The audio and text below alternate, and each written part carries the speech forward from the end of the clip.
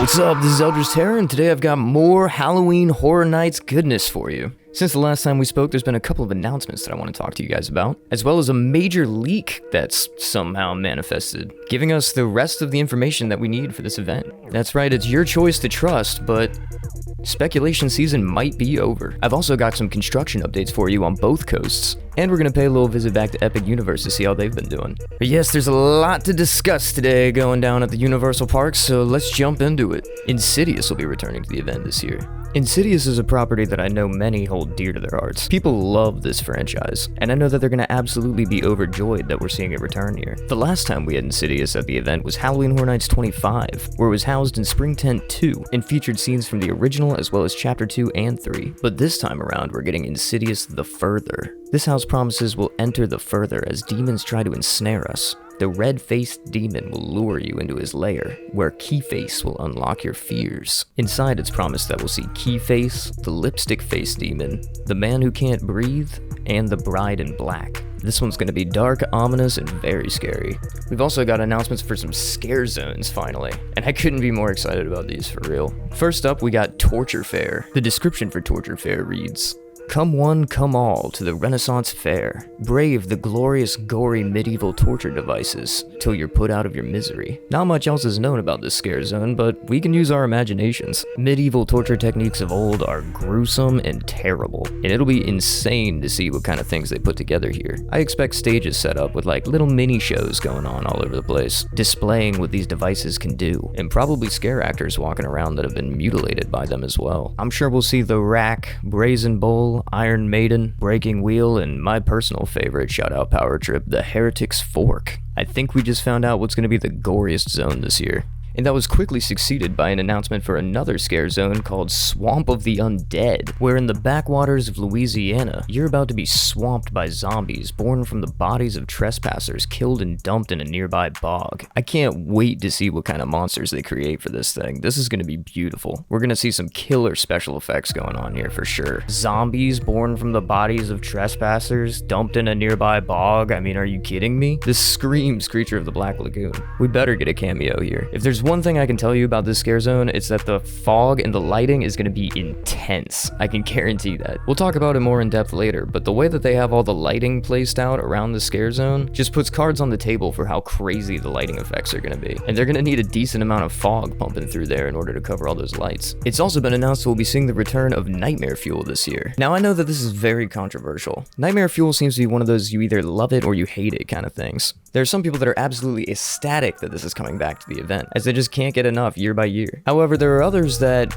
really miss other kinds of shows at the event. And since we only have one right now, it really seems like we gotta pick and choose. People have been saying that they'd love to see either like a comedy show, such as like Bill and Ted, Beetlejuice, Rocky Horror kind of come back, or like me personally, I'd love to see something really cool like the Jack and Chance show that they did a few years ago, with a bunch of cool stage effects of people being murdered and stuff. But I personally am a big fan of the Nightmare Fuel show, so I, like many others, will be hitting this up every night when I go. But now that we've talked about what's been firmly announced, let's move on to the leaks. Yes, just a couple days ago, I'm not exactly sure how it happened, but all of the rest of the information got released to the public. Not officially through channels of HHN, but this information started floating around all over. And normally stuff like that happens, you know, with rumors going around, but this one seems credible enough to have ended up on the HHN 33 wiki page already. I mean, just look at this. This is crazy. We got all the info right here. So let's talk about everything that we see here, and we'll start to theorize a little bit about the stuff that hasn't been announced yet. First up, we got the Universal Monsters Eternal Bloodlines. This is going to be a follow-up house to The Bride of Frankenstein versus The Brides of Dracula, as we speculated here on the channel before. But this one comes with its own twists. This house even already comes with a description. Join Saskia Van Helsing and The Bride of Frankenstein as they face off against Dracula's daughters and their monstrous alliances. The only creatures that we know of that'll be appearing so far are Dracula's daughters, The Bride of Frankenstein, and Saskia Van Helsing, who appears to be some kind of descendant of the original Van Helsing, to go along with the whole Universal Monsters new modern-day twist kind of thing. But I'm positive that we'll be seeing many more than that, as they claim that Dracula's daughters have some kind of evil alliances out there. We'll probably be seeing all kinds of classics in this house. I've said it before, and I'll say it 100 more times if I have to, I absolutely loved that last house. All of the Universal Monsters houses are always one of the best ones of the year. Like,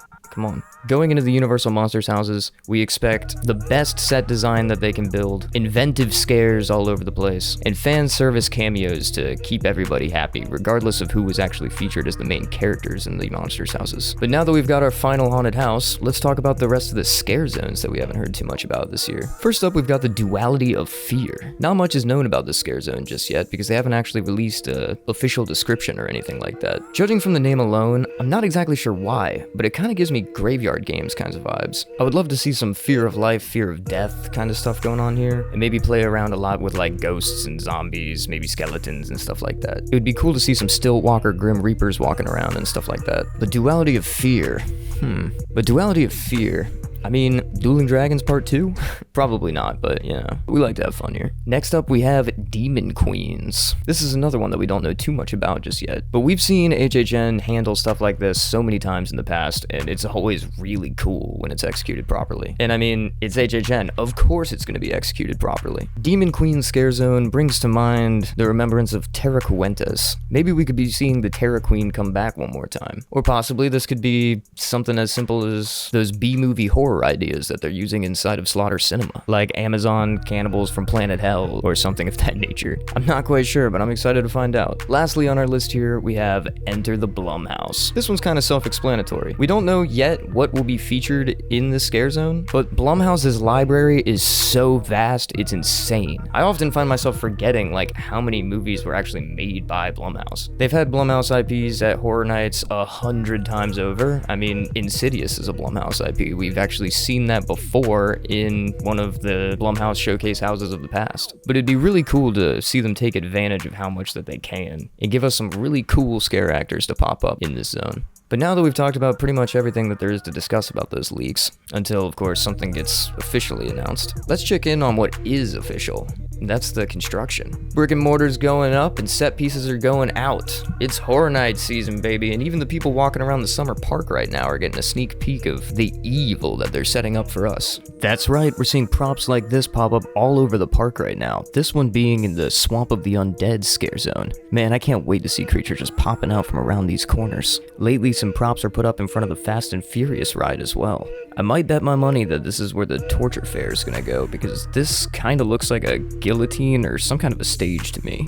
Over in San Francisco, we've got this large truss that looks like it could be being used to make a facade of some kind. It does subtly remind me of the Rob Zombie arches that they used a few years back, but it would be cool to see them try to stick a little scene piece right here in the middle of San Francisco. There's also a large number of these lighting trusses all over the park. These are used to shine down lights and light up scenes all around scare zones, taking the shroud away from the creatures in the dark. We can use this kind of as clues to depict where things are going to be set up around this place, but there's so many of them, good luck with doing that. In the Central Park area alone, there's an absurd amount of these lights going on. And with all these lights just sitting out in the open, it kind of lends the question how they're going to cover these things up. I mean, they don't normally just throw props right over lights. The lights got to cast somewhere. The props will be scattered all around them.